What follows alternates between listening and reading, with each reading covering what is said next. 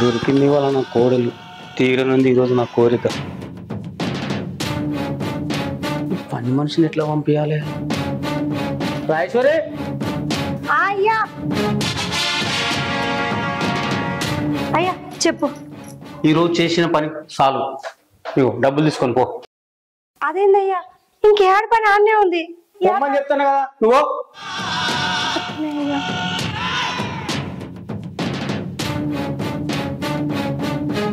అదేంది ఎప్పుడు ఒక్క రూపాయినోడు పైసలు ఇచ్చి పనుందన్నావమ్మంటుండు.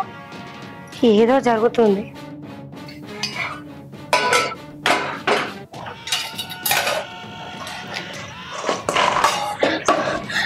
అరే ఏమైంది మామయ్య? ఏంటి రమ్మన్న కొద్ది బాగా చెప్తున్నావు. ఎంత ఎప్పుడు మారగా నువ్వు ఇడిచిపెట్టు.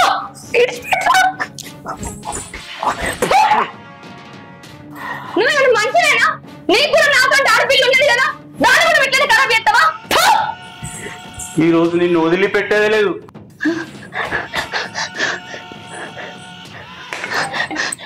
చూడు నా దగ్గరికి రాకు. ఏంటి రమ్మన్న కొద్ది బాగా నకలు చెప్తున్నావు. మూసుకొని రా.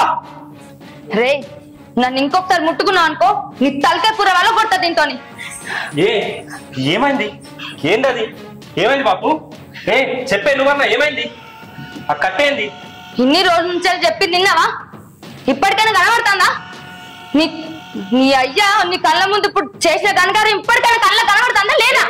ఏం కనబడ్డది? ఏం చేసిండు మా బాపు? నువ్వే కావాలని చెప్తున్నావు. నేనా? అయినా నువ్వు నా మాటలు ఎప్పుడు విన్నావని?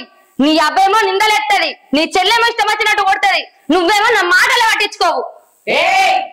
ఏందే ఊపున కొద్ది నోరు బాగలెత్తండి. మా బాపు ఎట్లా చేసిండని సాక్ష్యమేంది? అవునే, నా మొగడు నిన్ను ముట్టుకున్నాడు, నా మొగడు నిన్ను అన్నాడని సాక్ష్యమే ఉన్నది. అమ్మా అన్ని లేకపోతే నిందలెత్తండి. రూమ్ లేసి ఈ పల కొడితే అదే చక్కగా చెప్తుంది. వీపు వల్ల కొట్టిన కొద్ది చూసుకుంటుంటే బాగా అల్తైతాను కదా. మీ అందరి మీద ఇప్పుడే పోలీస్ స్టేషన్ లో కేసు పెడతా. సాక్ష్యం ఏముందని కేసు పెడతావే? నేనున్నా అమ్మగారు, సాక్ష్యం నేనున్నా. నీ కోడలు చెప్పింది అంతా నిజమే. అయ్యగారు చేసేదంతా నా కళ్ళతో నేను చూసిన. బాబు గారు మీ ఉప్పు తింటున్నదాన్ని, అబద్ధం చెప్తలేను.